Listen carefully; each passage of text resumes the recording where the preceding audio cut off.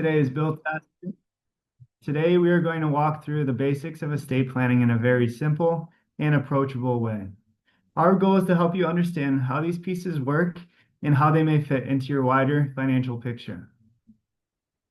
As many of you may know, here at For Wealth, we offer quite a few services under one roof. On the advisory side, we help with investment management, retirement planning, and overall financial planning.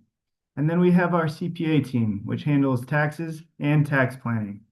And the nice thing about this is that those who we work with don't have to bounce between multiple professionals who may not always communicate with each other.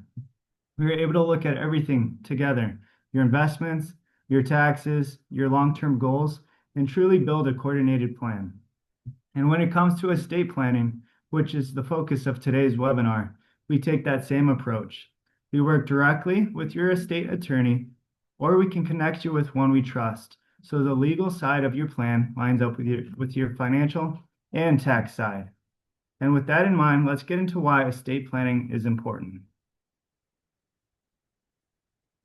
Estate planning really comes down to having clarity and control. It's making sure there's a plan in place if something happens, whether that's an illness, an accident, or eventually when you pass away. It also helps your family avoid a long and expensive probate process. And honestly, that's one of the biggest gifts you can give them. It takes stress off their shoulders and reduces the chance of arguments or confusion during a difficult time. At the end of the day, estate planning is simply about organizing how your assets are handled so things go smoothly for the people you care about. Now that we've talked about why estate planning is important, I wanted to show you how For Wealth fits into that process. Our role isn't to draft the legal documents. That's what your estate attorney would handle. But we play a major part in making sure everything on the financial and tax side is set up the right way. One of the first things we do is review beneficiaries, account titling, and how your assets are structured. A lot of people are surprised to learn how big of an impact those details have on what actually happens during incapacity or after you pass away. Our CPA team also looks at the tax side of things. They help identify what might create unnecessary taxes for your family and what strategies can help keep more of your estate preserved.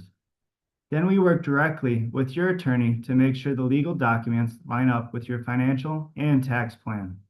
That way, you're not dealing with three separate professionals trying to piece together different parts of your estate. Here are a few core documents most benefit from having in place. The first being a will, which explains how your assets are distributed and who would care for minor children. Many attorneys pair a will with a pour-over will, which moves any assets left outside of your trust into the trust at death. The next being a revocable living trust, which helps avoid probate, offers privacy, and helps with managing your assets if something happens to you. Then you have your two powers of attorneys. Your financial power of attorney, which allows someone you trust to handle your financial or legal matters if you're ever unable to yourself.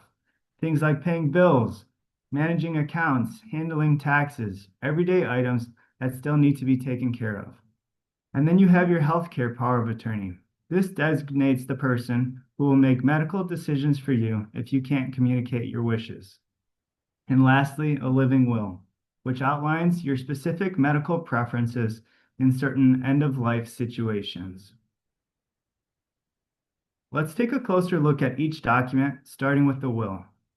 A will is basically your set of instructions. It names the person who will handle your estate, which is called the executor, and it outlines how you want your assets to be distributed.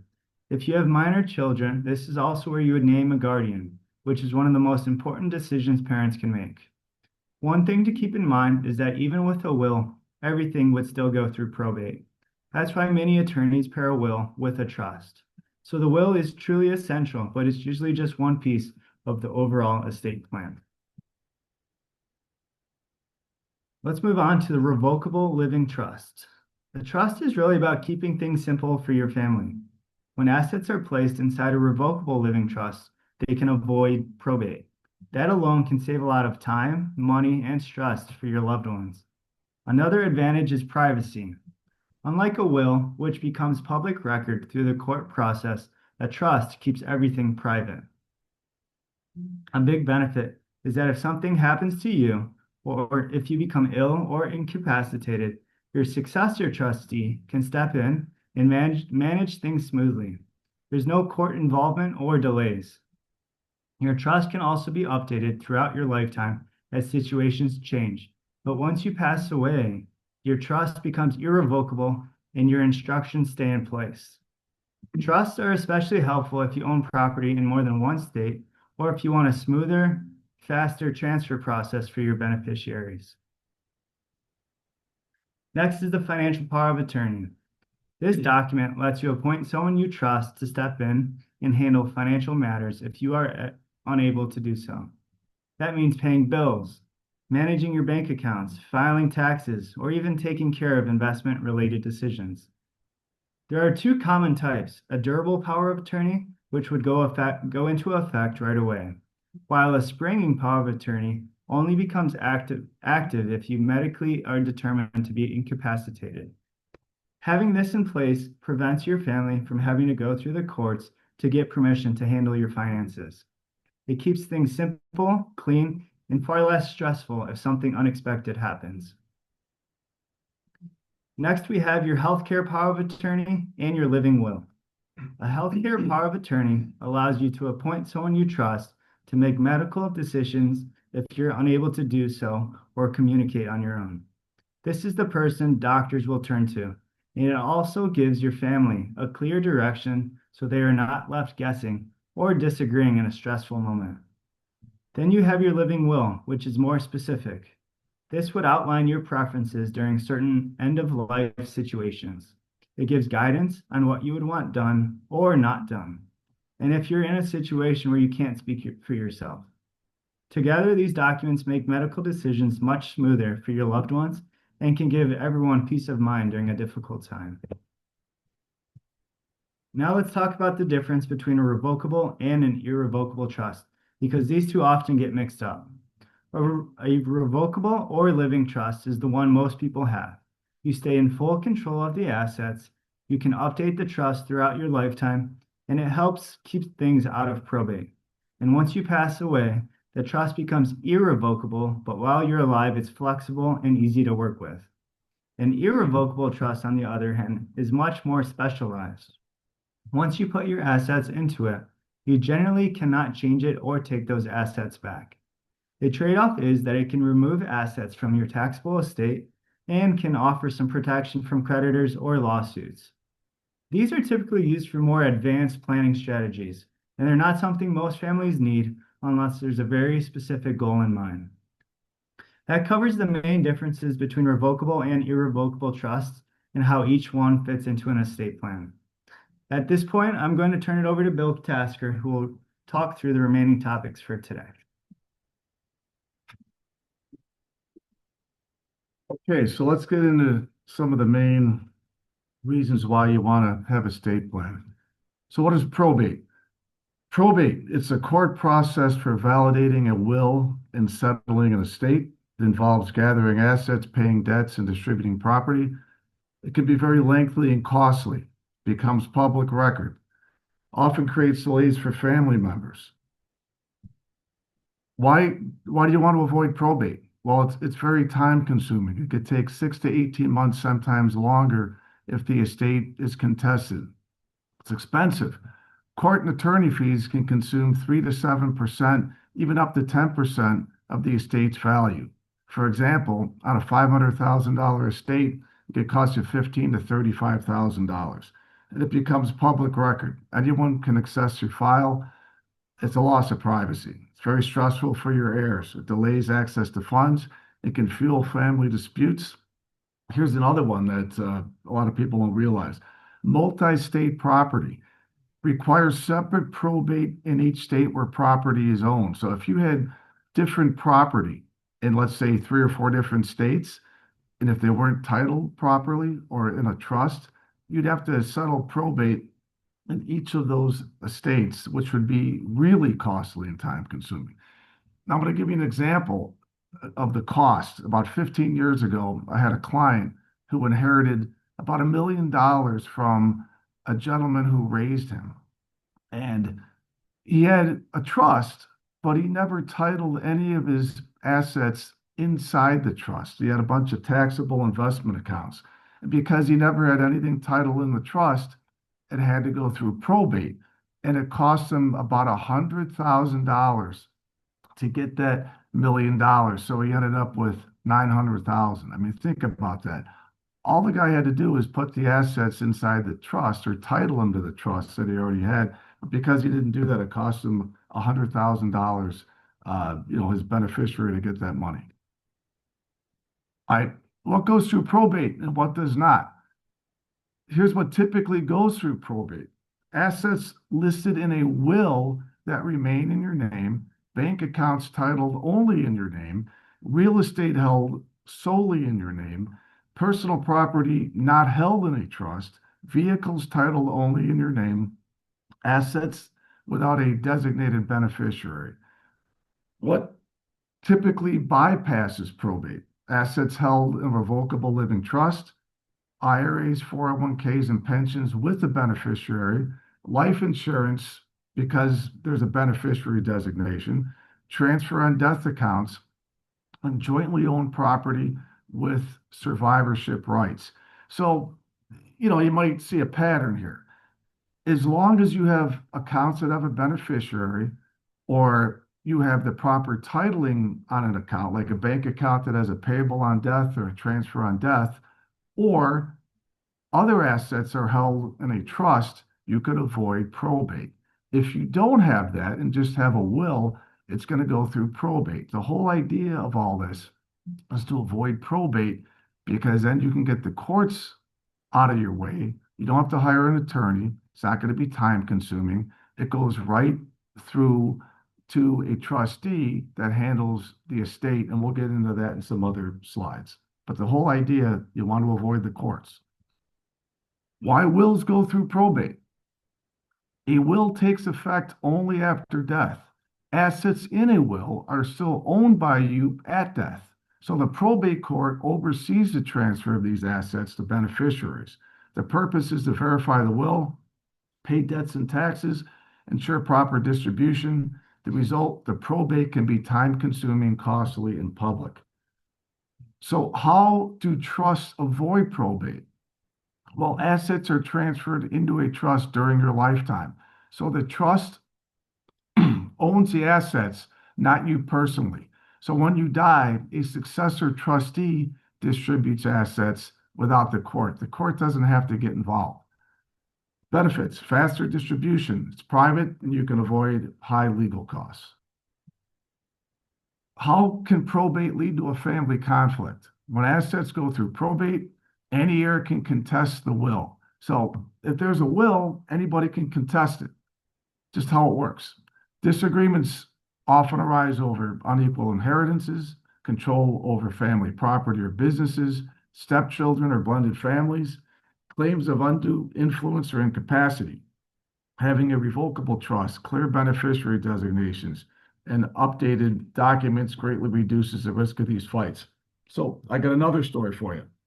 I know a guy who had one brother and one sister, and they inherited about $100,000 from their mother.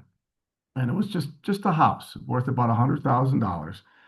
And she had a will. She had no trust. She did not have the house assigned to the trust. So when she passed away, they each were getting, a third. So they each had about, $33,000 of a cut of the house.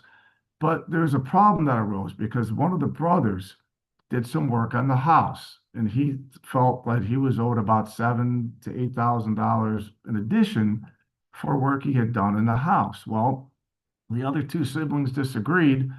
They all hired attorneys. They spent an additional $20,000 amongst themselves. So they're all left splitting about $80,000. And on top of that, the one brother now who thought he was owed a little bit more money, and the other two siblings, they don't talk. It destroyed their relationship. So if she would have just simply titled the house inside a trust, All the money would have flowed directly to them. There wouldn't have been any fighting. No lawyers would have been involved. It would have been simple and clean. Choosing a trustee for your trust. Why do you need a trustee? They manage your trust according to your instructions, protects your assets for beneficiaries, ensures legal and tax compliance, makes decisions if you become incapacitated. How a trustee is appointed. They're named in the trust document when the trust is created.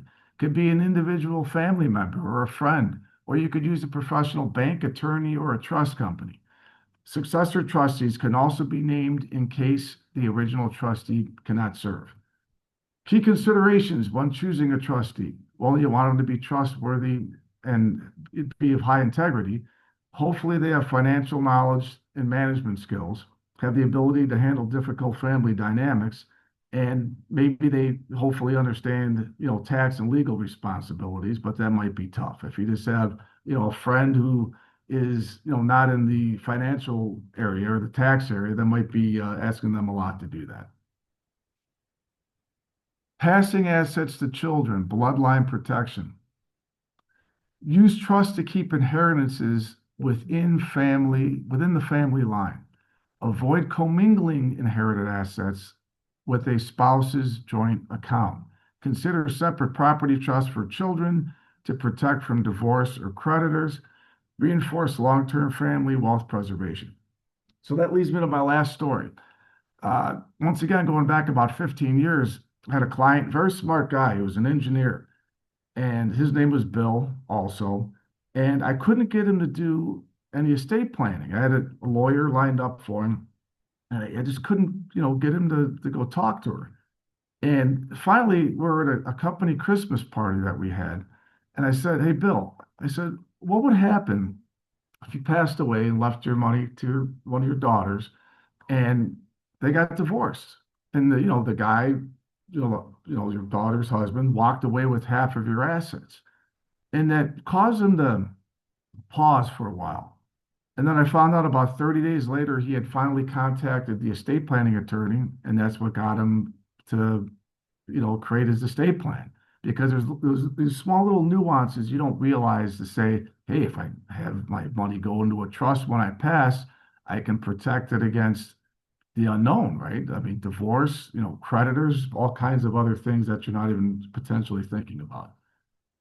Passing on to children, manage in your inheritance. How do you keep it going for maybe longer than 2 to 5 years? Most inheritances are depleted within 2 to 5 years, which to me is pretty shocking because you might work 30, 35 years to accumulate a large sum of assets, and then you're going to give it to, your kids or grandkids or whoever, and they're just going to burn through it. And within 5 years, that seems pretty irresponsible. So what are some examples to help maintain those assets? Well, first of all, you can create an income trust where it only distributes income and it preserves the principal. So let's just say for the perpetuity of the trust, it just kicks out income and the principal could live on for generations. Another one, staggered distribution plan. Maybe you pay out a third at age 35, a third at age 50, and the balance at age 60. So at least that's going to meter out the estate over a couple of decades. This encourages financial responsibility and long-term security.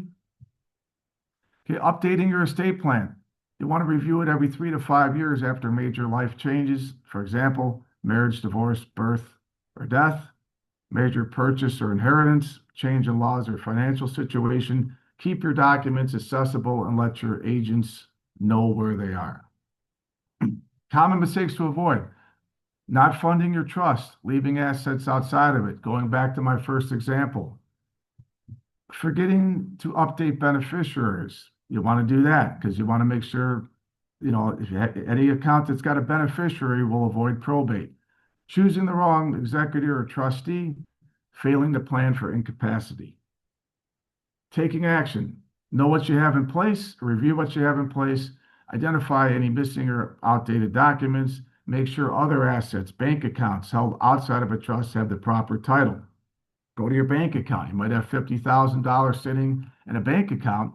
And if you simply have a payable on death designation on that account, that will avoid that account going through probate. Just little tiny things like that. Remember the whole idea, title everything properly, have things in a trust, make sure all your beneficiaries are titled properly, then you could avoid probate and having to go through that whole process. Meet with a qualified estate planning attorney and financial advisor. Don't wait until it's too late. Planning is peace of mind. So you can always contact us for advice. Our phone number is 708-695-5300, or our email is advisors@4wealthfg.com. We are not estate planning attorneys, like Mike mentioned, but we can walk you through some of the nuts and bolts. But more importantly, we have a handful of qualified estate planning attorneys that we work with that we can get you in touch with to get the ball rolling. And I think that's always, the hardest thing is to take that first step and to talk to a estate planning attorney and get that process started. So with that, we thank you for joining us on today's webinar, and we look forward to hearing you or seeing you on our next webinar coming up. Thank you.